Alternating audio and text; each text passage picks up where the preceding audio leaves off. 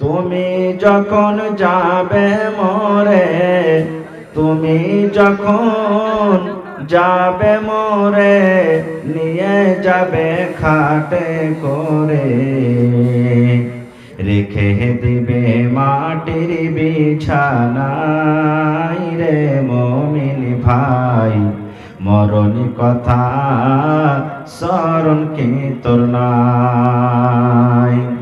মরণ কথা স্মরণ কি তোর নাই রে মুমিন ভাই, মরণ কথা স্মরণ কি তোর নাই?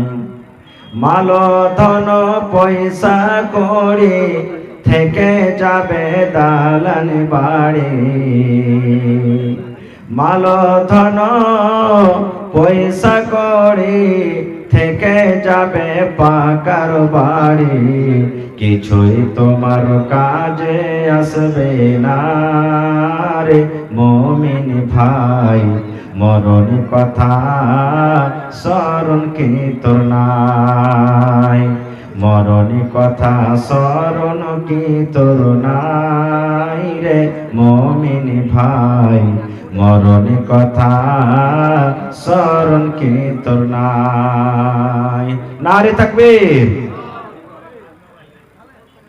আজকে জলসা যোগ্যতমায় শ্রদ্ধেয় সভাপতি সাহেব, উপস্থিত উলামায়ে কেরাম, সামনে বসে থাকা ইসলাম দরদি দিন দরদি ভাই ও বাবাজিরা, পর্দানশীন মায়েরা এবং খালারা, সমস্ত তারিফ ও গুণগান সেই মহান আল্লাহ তাবারাক ওয়া তাআলার জন্য, যে মহান আল্লাহ তাবারাক ওয়া তাআলা আজকে আমাদেরকে নরম গরম বিছানাকে ত্যাগ করে ধ্বজাঘাট মাদ্রাসার এই জালসার পিন্ডালের তলাতে একত্রিত হয়ে বসে কিছু বলার ও শোনার তৌফিক দিয়েছেন। তাই আমরা সে আল্লাহর প্রশংসা করি। সকলেই পড়েন আলহামদুলিল্লাহ, একটু জোর করে পড়েন আলহামদুলিল্লাহ।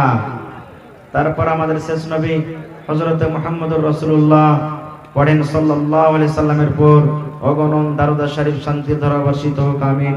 আল্লাহুম্মা সাল্লি আলাইহি আল্লাহুম্মা বারিক আলাইহি। বন্ধুগণ, টাইম একবারে খুব শর্ট, মাত্র আমার 1.25 ঘন্টা টাইম। তার মধ্যে আপনাদের কাছে আমি কিছু নিব আর আপনাদেরকে কিছু দেব। বেশি কথা এদিক ওদিক না বলে এক দুটা হাদিসের কথা আপনাদের সামনে রাখবো। আল্লাহ যেন আমাকে ভালোভাবে বলার, আপনাদেরকে শোনার এবং সকলকে যেন আমাদেরকে তার প্রতি আমল করার তৌফিক দেন। পড়ুন আল্লাহুম্মা আমিন। ভাই আমার, মুহাব্বত ভালোবাসা কয়েক প্রকারের আছে। মুহাব্বত ভালোবাসা কয়েক প্রকারের আছে। যেমন মা বেটার ভালোবাসা, বাপ বেটার ভালোবাসা, ভাই বোনের ভালোবাসা, বোন বোনের ভালোবাসা, ভাই ভাইয়ের ভালোবাসা, খালা খালার ভালোবাসা, এই ধরনের বিভিন্ন রকমের ভালোবাসা আছে।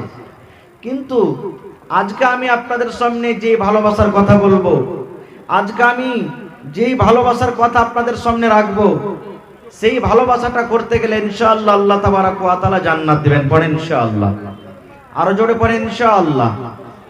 ভাই আমার, আমি মাঝে মাঝে আপনাদেরকে এক দুটা করে প্রশ্ন করব। আমার প্রথম প্রশ্ন হলো এই যে আমরা আজকে বাড়ি ঘর নরম গরম বিছানাকে ত্যাগ করে বসে আছি।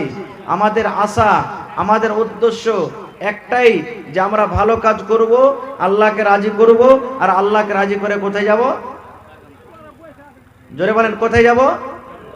আরো জোরে বলেন কোথায় যাব? জান্নাতে যাব। কোন মানুষ চায় না যে আমি জাহান্নামে যাই। সকলেই আমরা নর নারী ছোট বড় যাদের জ্ঞান বুদ্ধি হয়েছে, গুনাহ করি তাও আশা আছে জান্নাতে যাব, নেকি করি তাও আশা আছে জান্নাতের ভিতরে যাব। কোন মানুষ জেনে বুঝে এটা চায় না যে আমি জাহান্নামে যাব। তো ভাই আমার, জান্নাত যেতে গেলে কিভাবে জান্নাত যেতে হবে? কার সাথে মহব্বত করতে গেলে জান্নাত যেতে হবে? কিভাবে মহব্বত ভালোবাসা করতে গেলে আল্লাহ তাবারক ওয়া তাআলা জান্নাত দিবেন? বাস আপনাদের সামনে মাত্র একটা হাদিস আর একটা আপনাদের সামনে আয়াত পড়েছে, সেগুলা তরজমা করে আর এক দুটা হাদিসের কথা আপনাদের সামনে বলবো।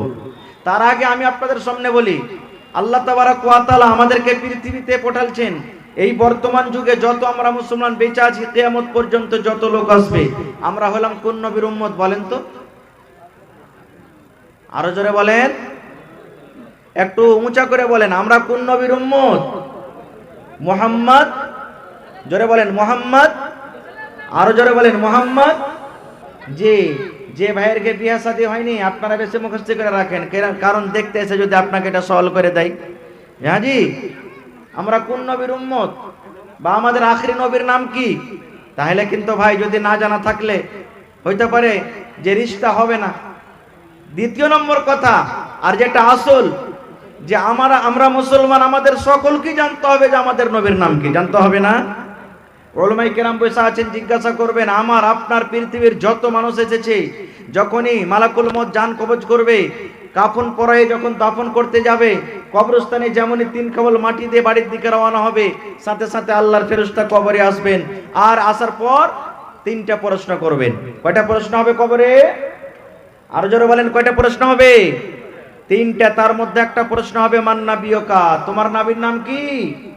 এখন এই মজলিসে বসে বসে বললো চলবে, না বললো চলবে, কিন্তু কবরে যদি চুপচাপ এরকম ভাবে থেকে যায়, তাহলে কিন্তু ওইখানে ফেরেশতারা কিচ্ছু বুঝাবুঝি করবে না, উল্টা পুল্টা মায়ের চালু করে দিবে কবরের মধ্যে। এই জন্য আমরা হলাম শেষ নবীর উম্মত, আমাদের নবীর নাম হলেন মুহাম্মদ সাল্লাল্লাহু আলাইহি সাল্লাম। এবার আল্লাহ তাবারাক ওয়া তাআলা কোরআনে বলছেন, কুল, হে নবী আপনি বলে দেন আপনার উম্মতকে, আমরা কার উম্মত? নবীর উম্মত। আমরা শেষ নবী মুহাম্মদ সাল্লাল্লাহু আলাইহি সাল্লামের উম্মত। আল্লাহ নবীকে শিখাইছেন, আল্লাহ নবীকে বলছেন, কুল, হে নবী আপনি বলে দেন আপনার উম্মতকে, ইন কুনতুম তুহিব্বুনাল্লাহ, যদি তোমরা আল্লাহ তাবারাক ওয়া তাআলার সাথে বন্ধুতালি করতে চাও, আল্লাহর সাথে দোস্তি করতে চাও, আল্লাহ তাবারাক ওয়া তাআলার নিকট হতে চাও, আল্লাহ তাবারাক ওয়া তাআলাকে ভালোবাসতে চাও, তা আল্লাহ শিখিয়ে দিচ্ছেন নবী আপনি বলেন, ফাত্তাবিউনি, তোমরা আমার অনুসরণ করো, আমার ইত্তেবা করো, আমি নবী যেইভাবে চলতে বলছি সেইভাবে চলো, আমি নবী যে কাজের আদেশ করছি সেই কাজ করো, আমি নবী যে কাজ করতে তোমাকে মানা করছি, নিষেধ করছি, সেই কাজ থেকে তোমরা রুকে যাও। তাইলে আল্লাহ তাবারাক ওয়া তাআলা বলছেন নবী আরো বলে দেন কি, যদি তোমরা আল্লাহ তাবারাক ওয়া তাআলার সাথে ভালোবাসতে চাও তাহলে আমার অনুসরণ করো, আমার ইত্তেবা করো। এবার আল্লাহ বলছেন, হে পৃথিবীর মানুষ, হে আমার বান্দা বান্দিরা, যদি তোমরা আমার নবীর ইত্তেবা করতে পারো, আমার নবীর কথা মেনে চলতে পারো, আমার নবী যা বলেছেন সেগুলা যদি আমল করতে পারো, আল্লাহ বলছেন এই পৃথিবীতে তোমাদের কয়েকটা লাভ আছে, আখিরাতেও লাভ আছে। কি? ইউহিব্বুকুমুল্লাহ, আল্লাহ বলছেন আমার নবীকে ভালোবাসলে আমি আল্লাহ তোমাদেরকে ভালোবাসবো। আল্লাহ বলছেন আমার নবীকে ভালোবাসলে আমি আল্লাহ ভালোবাসবো। এবার দ্বিতীয় নম্বর আল্লাহ বলছেন, ওয়ায়াগফির লাকুম যুনুবাকুম, হে দুনিয়ার মানুষ, শুধু আমি ভালোবাসবো না, ভালোবাসার সাথে সাথে ওই বান্দা এবং বান্দির গুনাহ খাতাকে আমি আল্লাহ মাফ করে দেব। পড়েন সুবহানাল্লাহ। কত বড় আল্লাহ তাবারাক ওয়া তাআলা খুশখবরি দিয়ে দিল আমাদেরকে। তাহলে আল্লাহ তাবারাক ওয়া তাআলা কে ভালোবাসতে গেলে কাকে ভালোবাসতে হবে? জোরে বলেন, কাকে ভালোবাসতে হবে? নবীকে ভালোবাসতে হবে। আল্লাহকে ভালোবাসতে গেলে নবীকে ভালোবাসতে হবে, আর নবীকে ভালোবাসতে গেলে, নবীর সাথে মোহাব্বত করতে গেলে আল্লাহ তাবারাক ওয়া তাআলা বলেন যে আমি পৃথিবীর ওই বান্দাকে ভালোবাসবো যে আমার নবীকে ভালোবাসেন, আর ওর আমি গুনাহ খাতাকে মাফ করে দেব। ভাই আমার, আজকে 1.5 লক্ষ টাকা খরচ করে জালসা সাজানো হয়েছে, কিন্তু আজকে আমরা মুসলমান, আমরা বদনসিব কত, আমাদের কপালটা পোড়া কত, এত সুন্দর মজলিস ছেড়ে আমরা চায়ের দোকানে, জিলাপির দোকানে, রাস্তাতে, রোডে আমরা ঘুরে বেড়াচ্ছি।